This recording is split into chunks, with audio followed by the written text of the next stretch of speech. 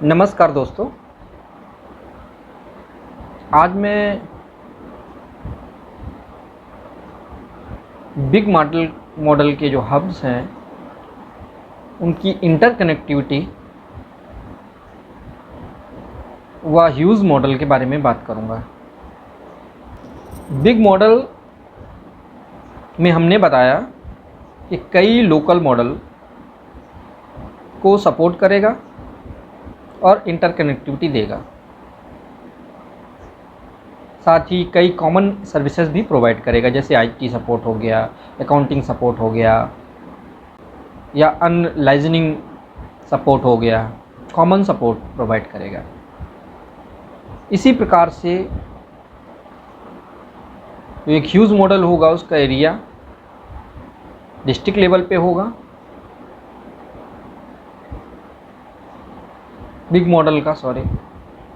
जो एक big model होगा उसका एरिया एक डिस्ट्रिक्ट लेवल पे होगा। आगे जब हम ह्यूज मॉडल बनाएंगे तो उसका हब कई डिस्ट्रिक्ट्स को सपोर्ट करेगा, कई ज़िलों को एक साथ जोड़ेगा। 10 से 20 ज़िले एक साथ जोड़ देगा। ज़िलों की कनेक्टिविटी पे डिपेंड करेगा, एरिया पे डिसाइड किया जाएगा। किसी में कम भी हो सकते हैं ज़िले, किसी में ज़्यादा भी हो सकते हैं। तो इस प्रकार से एक ह्यूज मॉडल बनाने के लिए हमें, अगर हमने 20 ज़िले चुने तो उसका एक सेंटर ज़िला चुनना होगा जहाँ से एक्सेसिबिलिटी रहे, हम इंटरकनेक्टिविटी आसानी से बिग मॉडल्स की कर पाएँ। जो बिग मॉडल का काम रहेगा इंटरकनेक्टिविटी के जरिए अन्य ज़िलों का सामान इंटरकनेक्टिविटी के ज़रिए दूसरे ज़िलों का सामान पहुंचाना, आपस में एक दूसरे के यहाँ सामान पहुंचाना। क्योंकि अभी हम डिलीवरी का ही काम कर रहे हैं। चूँकि अब ह्यूज मॉडल बन गया है तो कुछ लाइजनिंग ह्यूज मॉडल भी करेगा। जो बड़े स्तर की लाइजनिंग होगी, कंपनीज के साथ हो गई लाइजनिंग। इसके अलावा अगर दुकानदारों को सामान हम भेज रहे हैं, उसके लिए डायरेक्ट हम लाइजनिंग कर रहे हैं फैक्ट्रियों से, या बल्क में जो सामान हम भिजवाएंगे वो भी इसी सिस्टम के थ्रू जाएगा। तो इस प्रकार से हम उस सामान को भी जो दुकानदारों तक भेज रहे हैं उसकी लाइजनिंग करने का काम ह्यूज मॉडल का होगा। तो ह्यूज मॉडल को हम सेंटर ज़िले में चुनेंगे। हालांकि वहाँ एक बिग मॉडल भी होगा, नियर बाई भी हो सकता है ह्यूज मॉडल। तो वो ह्यूज मॉडल, उसमें हमें मैन पावर रखनी होगी सफिशिएंट। जैसे जैसे काम बढ़ेगा वैसे वैसे मैन पावर बढ़ती जाएगी। इसके अलावा सेंट्रल सपोर्ट अलग से होगा। जो स्टेट कोर कमेटी के मेंबर हैं वो भी मैं धीरे धीरे चुनने होंगे, स्टेप बाय स्टेप। एक मेंबर चुना, फिर दूसरा, फिर तीसरा, 11 मेंबर हैं टोटल। तो जैसी जैसी रिक्वायरमेंट आएगी वैसे वैसे मेंबर्स चुने जाएंगे और वो मेंबर्स कंपनी का भी काम देखेंगे। जिस प्रकार से बिग मॉडल में देखते थे, सेम ह्यूज मॉडल में भी वो अपना काम देखेंगे, मॉनिटरिंग करेंगे, चीज़ों की मॉनिटरिंग करेंगे। इसके अलावा भर्ती वगैरह में सपोर्ट करेंगे। अकाउंटिंग में कहीं कुछ गड़बड़ तो नहीं होगा, उसका देखेंगे। तो एक अकाउंटिंग का जो सपोर्ट हो जाएगा बिग मॉडल का, सबका कॉमन सपोर्ट हो जाएगा।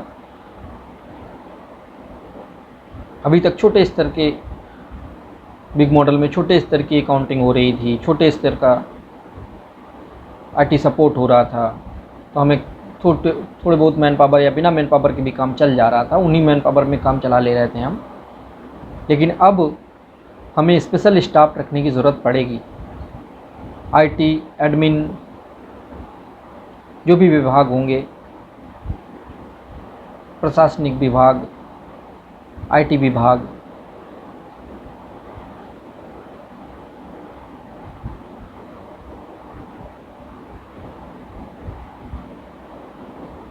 जो अकाउंटिंग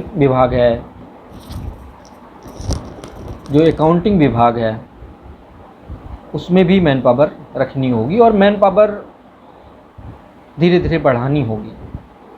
जैसे जैसे ज़रूरतें पड़ेंगी, जैसे जैसे सपोर्ट की रिक्वायरमेंट पड़ेगी, वैसे वैसे लोगों की भर्तियाँ करनी होंगी। इसके अलावा इंटर कनेक्टिविटी करने के लिए जैसे सामान हमें पहुंचाना है, सब जगह पे 20 जिलों में पहुंचाना है, तो उसके लिए बिग मॉडल के जो हब हैं वहाँ तक पहुंचाना है, तो उसके लिए भी डिलीवरी पार्टनर्स रखने होंगे हमें। गाड़ियाँ परमानेंट रख सकते हैं या फिर पार्शियल रख सकते हैं, जैसी हमें रिक्वायरमेंट पड़ रही है वैसी बुकिंग कर सकते हैं हम गाड़ियों की, क्योंकि ऐसे सामान पहुंचेगा नहीं, वहाँ से गाड़ी से ही जाएगा सामान। तो वहाँ से सामान भेजने के लिए हमें डिलीवरी पार्टनर्स रखने होंगे और डेडिकेटेड परमानेंट डिलीवरी पार्टनर्स होंगे तो बेटर रहेगा टेम्परेरी की जगह। जैसे जैसे काम बढ़ता जाएगा वैसे वैसे हम परमानेंट और डेडिकेटेड डिलीवरी पार्टनर्स ढूंढ के, उनका इंटरव्यू करके, उनका सिलेक्शन करके रखते जाएंगे। तो धीरे धीरे जैसे जैसे काम बढ़ेगा, वैसे वैसे लोड बढ़ेगा, वैसे वैसे भर्तियाँ भी करनी पड़ेंगी हमें। तो एक हब में, जो ह्यूज मॉडल का हब है, वहाँ पे लोगों को रखना ज़रूरी है। जब हम डिलीवरी करेंगे तो कितने लोग रहेंगे वहाँ ह्यूज मॉडल में? ह्यूज मॉडल में हमें धीरे धीरे लोग उसमें भी बढ़ाने होंगे। जो हब होगा ह्यूज मॉडल का, उसमें 1 व्यक्ति, 2 व्यक्ति, एक हेड, 3 व्यक्ति, जैसे जैसे काम बढ़ता जाएगा लगातार हमें लोगों की वृद्धि करनी होगी। तो हर ज़िले का वहाँ भी स्लॉट बना होगा, जैसे लोकल मॉडल में था, बिग मॉडल में था, ह्यूज मॉडल में, कि किस ज़िले का सामान है, कहाँ जाना है। ये अगर वो जैसे सामान कहीं जा रहा है, सपोज़ किसी ज़िले में भेजना है हमको, तो सबसे पहले हम ये देखेंगे कितनी गाड़ियाँ हमें भेजनी है। अगर 5 ज़िलों की इंटरकनेक्टिविटी सही है, इस डायरेक्शन में 5 ज़िलों का हब मिल जा रहा है, ऐसे हम प्लानिंग ही करेंगे हबों की अच्छे से, सो दैट रास्ते में ही पड़ें, आसानी से एक्सेसिबिलिटी ईजी हो जाए हमारे लिए, जहाँ हम सामान आसानी से पहुँचा सकें, हमें सिटी के अंदर ना घुसना पड़े, बाहर से ही निकल जाएं बाईपास से, और बाहर से सामान उनको डिलीवर करते हुए नेक्स्ट उसमें चले जाएं। अगर हम 5 ज़िलों का सामान पहुंचा रहे हैं तो वहां पर पहुंचा दें, और 4 गाड़ियां लगानी पड़ेगी। अगर 5-5 ज़िलों का सामान, 5-5 ज़िलों का एक सामान एक साथ जा रहा है, तो धीरे धीरे जब काम बढ़ेगा तो और गाड़ियाँ, हो सकता है 1 ज़िले के लिए 1 गाड़ी हमें लगानी पड़े, इतना सामान डिलीवर करना पड़े। और साथ ही हमें सामान वहाँ से लाना भी है। वो सामान, जो सामान उन्होंने लाइजन करके रखा हुआ है वहाँ पे, सपोज़ उस ज़िले में नहीं मिल रहा है, दूसरे ज़िले में वो सामान मिल रहा है, वहाँ से भी वापस आएगा सामान। तो जो गाड़ी जाएगी सामान देने, वही गाड़ी सामान लेके भी आ जाएगी, और पार्टिकुलर उस ज़िले में बाद में पहुँचाएगी जहाँ पे उसकी ज़रूरत है। और बहुत ज़्यादा बल्क की सामान है, बहुत ज़्यादा सामान है, ट्रक में लग के जाना है एक ज़िले से दूसरे ज़िले, जैसे हम दुकानदारों को सप्लाई कर रहे हैं कॉमन, तो हम डायरेक्ट भी भेज सकते हैं लाइजन करके, वहीं से सीधे सीधे चला जाएगा दूसरे डिस्ट्रिक्ट में। पूरा ट्रक जाना है, जो कि अगर छोटा मोटा सामान है तो उन गाड़ियों में आ जाएगा जो डेली जाएंगी ऑलमोस्ट डिलीवरी करने। तो इस प्रकार से हम डिलीवरी को फास्ट करेंगे। अभी चूँकि आईटी सपोर्ट हमें मिल रहा है, तो हम सारा जो कैलकुलेशन है वो सब कंप्यूटर्स पे करेंगे। क्योंकि पैसे आ रहे हैं तो हम कंप्यूटर भी खरीदेंगे। अपना इंफ्रास्ट्रक्चर तो हमें बनाना पड़ेगा, धीरे धीरे इंफ्रास्ट्रक्चर डेवलप करना पड़ेगा, हर एक चीज़ की हमें रिक्वायरमेंट पड़ेगी। तो स्टेप बाय स्टेप हम चीज़ों को बढ़ाएंगे। अब वो बढ़ाएंगे कैसे, बताता हूँ मैं आपको। सपोज़ हमने कहा कि हम बैकअप देंगे लोगों को कुछ ना कुछ, जो वर्कर्स हैं उनको एक्स्ट्रा बैकअप देंगे, जो ग्राहक हैं उनको भी कुछ बैकअप देंगे। तो वो जो बैकअप का पैसा होगा वो हम इकट्ठा करेंगे और वो इन्वेस्ट करेंगे। एक हिसाब से जो हम सामान खरीदेंगे वो इन्वेस्टमेंट है उन लोगों का। तो कंपनी से जो फ़ायदा होगा ओवरऑल उनको मिल रहा है, उनका हिस्सा उनको मिल रहा है। डिलीवरी पार्टनर्स हो गए, उनमें से जैसे सपोज़ करो हमने कहा कि टीनी मॉडल 100 रुपये जमा करेंगे पर मंथ, इसी प्रकार से ग्राहक भी अगर कमाई होने लगी तो उसका भी 100 रुपये इन्वेस्ट करेंगे। तो जो इन्वेस्टमेंट आएगा उसका जो पैसा इकट्ठा होगा वही पैसा कंपनी को बढ़ाने में लगाया जाएगा, क्योंकि जो प्रॉफिट आएगा मालिकाना हक हम उनको दे रहे हैं टीनी मॉडल्स को। तो इस प्रकार से मल्टीपल में उनका पैसा भी बढ़ेगा और साथ ही हम उस पैसे का यूटिलाइज़ भी करेंगे। यूटिलाइज़ करके हम आगे भी बढ़ाएंगे और सिस्टम भी अपना जल्दी तैयार कर सकेंगे। इस प्रकार से फास्ट सिस्टम तैयार होगा हमारा। तो अब जो है डीलिंग करोड़ों की होगी और हमें बड़े बड़े डील करने होंगे, कंपनियों के साथ समझौते करने होंगे कि भाई ग्राहकों के साथ परेशानी ना हो उनको, क्योंकि एक साथ बल्क में आइटम हम ले रहे हैं किसी भी कंपनी का। हम उनसे सीधे सीधे लाइजन कर सकते हैं कि हमें इतना आइटम चाहिए, उनका आइटम डिस्ट्रीब्यूट भी करा सकते हैं ज़रूरत पड़ने पे। हालांकि उनका खुद का सिस्टम है डिस्ट्रीब्यूशन का, वो भिजवा देंगे, लेकिन फिर भी अगर कोई छोटी कंपनी है उसका आइटम नहीं पहुंच पा रहा है और क्वालिटी अच्छी है, हमने क्वालिटी जज कर ली है उसकी, अपने लाइजनिंग पार्टनर्स जो हैं उनसे जज करा ली है, एक्सपर्ट हैं उनसे जज करा ली है, अब हमें पार्शियल लोगों को रखने की ज़रूरत पड़ेगी जो फैक्ट्री वगैरह में काम देखें आपका, क्योंकि कहाँ सामान जो बन रहा है, सपोज़ करो हमने एक्सपर्ट ने क्वालिटी की एक बार चेक कर लिया,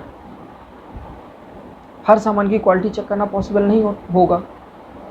वो तो डायरेक्ट टीनी मॉडल ही चेक कर पाएंगे या ग्राहक चेक कर पाएगा। तो हमें क्या करना है, टेम्परेरी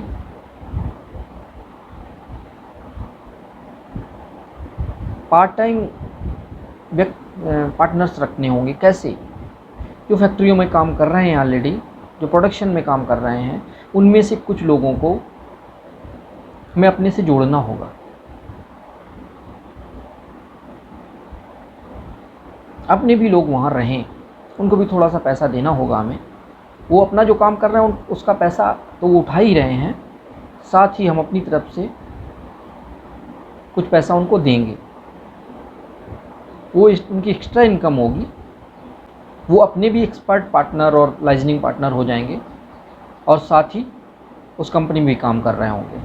तो फिजिकली जब वहाँ काम कर रहे होंगे तो जो गड़बड़ियाँ होंगी, वहाँ आइटम में गड़बड़ी जो हो रही है या और कुछ दिक्कत हो रही है, उसको वो मॉनिटर करेंगे। क्योंकि सीधे सीधे काम कर रहे हैं तो उनको पता रहेगा क्या गड़बड़ हो रहा है वहाँ पे। हम हमेशा वहाँ पे मॉनिटरिंग नहीं कर सकते,